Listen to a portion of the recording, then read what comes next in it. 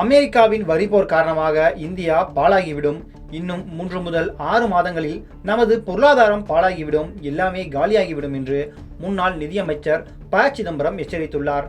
வரும் வர்த்தக ஒப்பந்தத்தின் முதல் கட்டத்தில் $23 பில்லியன் மதிப்பிலான அமெரிக்க பொருட்களுக்கான இறக்குமதி வரியை குறைக்க இந்தியா முன்வந்துள்ளதாம். அதாவது இந்திய மதிப்பில் 2 லட்சம் கோடி ரூபாய் மதிப்பிலான இறக்குமதிக்கான வரியை பாதிக்கு பாதி குறைக்க இந்தியா முடிவு செய்துள்ளதாம். அமெரிக்காவின் வர்த்தக போர் காரணமாக இந்தியாவின் ஏற்றுமதியில் மிகப்பெரிய சரிவு ஏற்படும் என்று மோர்கன் ஸ்டான்லி நிறுவனம் கணித்துள்ளது.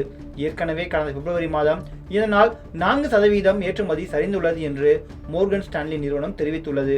இந்த வருடம் மட்டும் சுமார் $7 பில்லியன் சரிவு இந்தியாவிற்கு ஏற்படும் என்று இந்த கணிப்பில் தெரிவிக்கப்பட்டுள்ளது.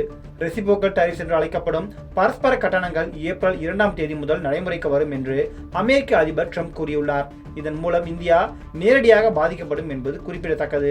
அமெரிக்க அதிபர் டொனால்ட் ட்ரம்ப் தொடங்கியுள்ள வர்த்தக போர் காரணமாக இந்தியாவின் ஏற்றுமதியில் வருடத்திற்கு சுமார் $7 பில்லியன் இழப்பு ஏற்படும் என்று கணிக்கப்பட்டுள்ளது. அதாவது இந்திய மதிப்பில் 60,000 கோடி ரூபாய் அளவிற்கு வருடம் இந்தியாவிற்கு இழப்பு ஏற்படும் என்று கணிக்கப்பட்டுள்ளது. இது தொடர்பாக முன்னாள் நிதியமைச்சர் ப. சிதம்பரம் NDTV ஊடகத்திற்கு அளித்த பேட்டியில், அமெரிக்கா ஒரு படி இந்தியாவிற்கு நெருக்கமாக வந்தால் 2 படி விலகிச் செல்கிறது. அமெரிக்காவின் செயல்களை சமாளிக்க சரியாக பதிலடி பணிகளை செய்ய இந்தியா தயாராக இருக்க வேண்டும். அமெரிக்காவின் செயல்கள், முக்கியமாக வரி கொள்கைகள் நம்ப முடியாதவையாக இருக்கின்றன. அவர்கள் என்ன மாதிரியான வரிகளை விதிப்பார்கள், எந்த அளவிற்கு நடவடிக்கைகளை எடுப்பார்கள் என்பது புதிதாக உள்ளது.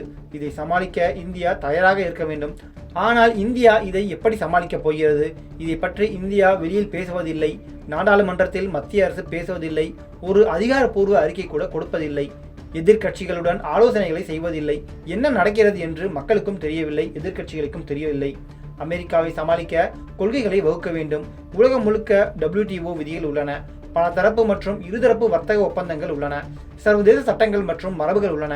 எனவே இந்தியா உள்ளிட்ட பல நாடுகளின் மீது கட்டணங்களை விதித்தால் நீங்கள் அதற்காக விவாதத்தை நடத்த வேண்டும். ஆனால் இங்கே மத்திய அரசு எதிர்க்கட்சிகளுடன் ஆலோசனைகளை செய்வதில்லை.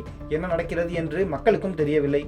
உதாரணமாக, ட்ரம்ப் ஒருவேளை இந்தியாவை தேர்ந்தெடுத்து அதிக வரிகளை விதிக்கிறார் என்று வைத்துக் கொள்வோம். அமெரிக்க அதிபர் ட்ரம்ப் இந்தியாவை தேர்ந்தெடுத்து இந்தியாவில் இருந்து ஏற்றுமதியாகும் பொருட்களுக்கு விதிக்கப்படும் வரிகள் அதிகரிக்கப்படும் என்று அறிவிக்கிறார் என்று வைத்துக் கொள்ளுங்கள். அப்படி நடந்தால் இந்தியா பாழாகிவிடும். இன்னும் 3 முதல் 6 மாதங்களில் நமது பொருளாதாரம் பாழாகிவிடும், எல்லாமே காலியாகிவிடும்.